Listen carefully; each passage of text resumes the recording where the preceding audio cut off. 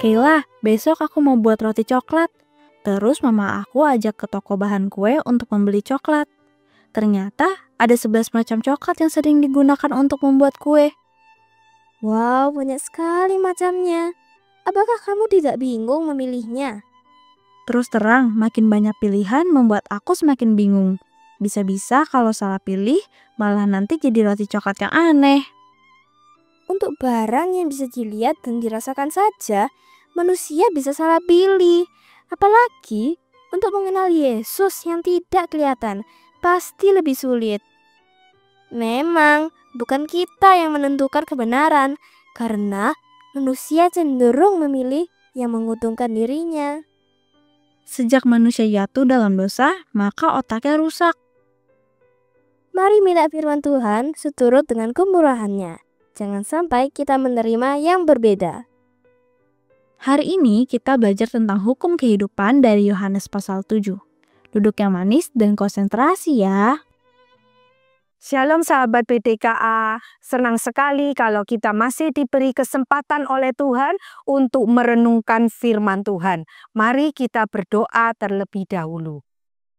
Bapa di dalam surga, kembali kami memohon pertolongan Tuhan, agar ketika kami merenungkan firman Tuhan, kami boleh dibawa untuk mengerti dan mengenal apa yang menjadi kehendak Tuhan atas hidup kami, dan kami juga boleh semakin hari, semakin hidup di dalam kebenaran itu dan hidup memuliakan nama Tuhan. Terima kasih Tuhan, hanya di dalam nama Tuhan Yesus kami berdoa. Amin. Pada saat pesta perayaan Pondok Daun, para pemuka orang Yahudi mencari keberadaan Tuhan Yesus. Pada saat itu memang ada dua macam kelompok orang yang menilai Tuhan Yesus. Ada yang menilai Tuhan Yesus baik dan ada juga yang menilai Tuhan Yesus sebagai penyesat orang banyak. Tetapi orang-orang ini tidak berani terang-terangan mengatakannya. Mereka hanya berbisik-bisik karena takut kepada pemuka-pemuka Yahudi. Waktu pesta sedang berlangsung, Tuhan Yesus pun masuk ke dalam bait Allah dan mengajar. Para pemuka Yahudi ini heran melihat pengajaran Tuhan Yesus. Mereka berkata, bagaimana orang ini bisa memiliki pengetahuan yang begitu baik tanpa belajar kepada guru? Tuhan Yesus menjawab, ajaranku tidak berasal dari diriku sendiri, tetapi dari Dia yang telah mengutus aku. Siapa yang mau melakukan kehendaknya, ia akan tahu ajaranku ini berasal dari Allah atau dari diriku sendiri. Siapa yang berkata-kata dari dirinya sendiri, ia mencari hormat bagi dirinya sendiri. Siapa yang mencari hormat bagi Dia yang mengutusnya, tidak ada ketidakbenaran padanya.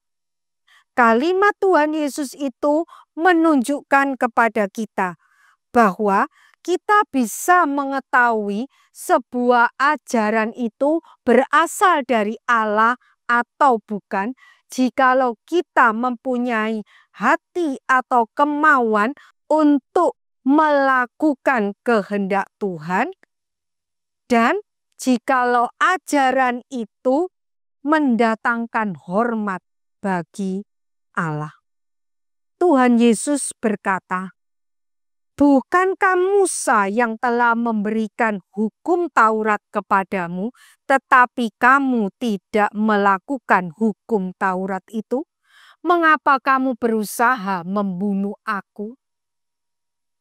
Orang Yahudi sudah menerima hukum-hukum Allah melalui Musa, tetapi tidak melakukannya atau melakukannya dengan salah. Sehingga ketika mereka mendengarkan ajaran Tuhan Yesus, mereka menganggap Tuhan Yesus yang salah dan mereka berusaha untuk membunuh Tuhan Yesus. Orang banyak itu menjawab Tuhan Yesus, "Engkau kerasukan setan. Siapa yang berusaha membunuh engkau?" Untuk menunjukkan cara mereka yang salah dalam mentaati Taurat, Tuhan Yesus menyampaikan pengajarannya demikian. Kalau orang melakukan sunat pada hari Sabat untuk mentaati hukum Taurat, mengapa kamu marah ketika aku menyembuhkan seluruh tubuh dari seseorang pada hari Sabat? Janganlah menghakimi menurut apa yang tampak, tetapi hakimilah dengan adil. Perkataan Tuhan Yesus ini memperlihatkan kepada kita bahwa ada orang yang menghakimi dengan melihat praktek hukum yang kelihatan saja, tetapi tidak menilai jiwa dari hukum tersebut. Hal ini bisa menimbulkan ketidakadilan. Pada kesempatan ini, Ibu akan mengajarkan kepada kalian satu kata baru, yaitu kaum legalis. Apa itu kaum legalis? Kaum legalis adalah orang-orang yang percaya bahwa dengan ketaatan sepenuhnya kepada peraturan atau ketetapan akan bisa membawa manusia kepada keselamatan dan pertumbuhan rohani. Pandangan ini berlawanan dengan konsep anugerah atau konsep kasih karunia. Taurat diberikan bukan untuk menghakimi hal-hal yang kelihatan, tetapi Taurat itu diberikan untuk membawa manusia kepada Kristus. Waktu Tuhan Yesus berbicara terang-terangan seperti itu, para pemimpin agama Yahudi diam saja. Bukan berarti mereka tahu kalau Tuhan Yesus itu Mesias. Mereka diam saja karena mereka sedang ingin untuk menangkap dan membunuh Tuhan Yesus. Tetapi tidak seorang pun menyentuh Tuhan Yesus. Mengapa? Karena memang belum waktunya Tuhan. Orang-orang itu tahu asal Tuhan Yesus dari Nazaret.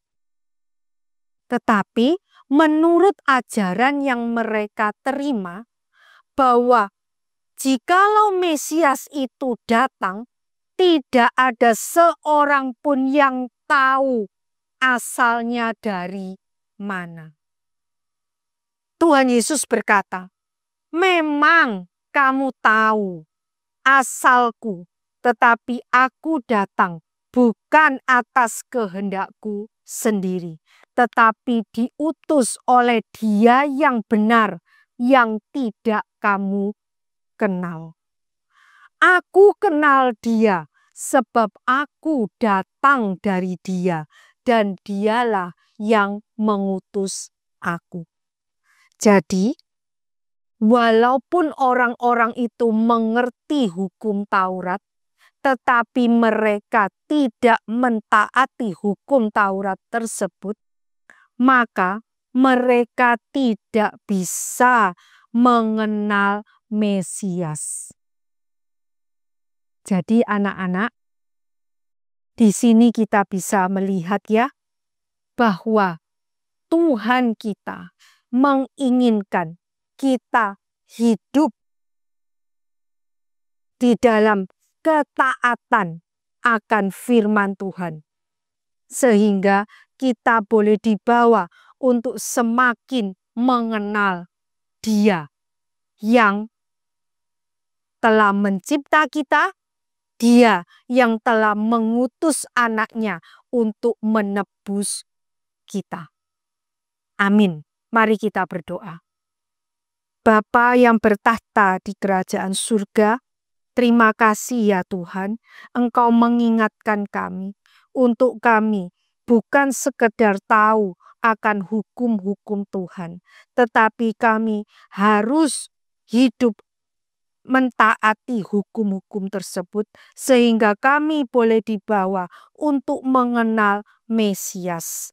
Tolong kami ya Tuhan, agar kami boleh semakin hari semakin mengenali penebus kami, dan kami boleh hidup menyenangkan hati Tuhan.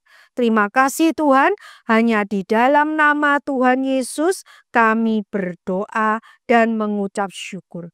Amin.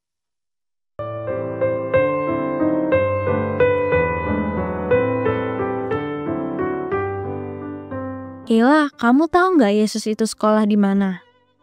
Alkitab mencatat, Yesus tidak mendapat pendidikan di sekolah para nabi atau sekolah orang Yahudi yang cukup berkembang pada zamannya.